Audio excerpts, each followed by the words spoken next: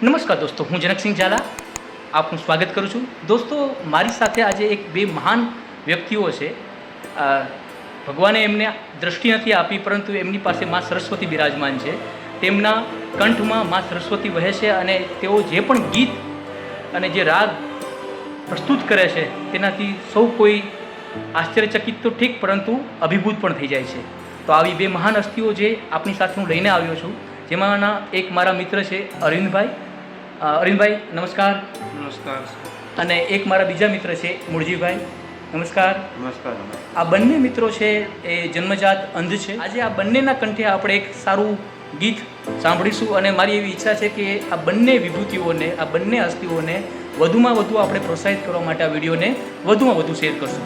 તો આપણે બંને હવે એમને સાંભળવા જઈ રહ્યા છીએ.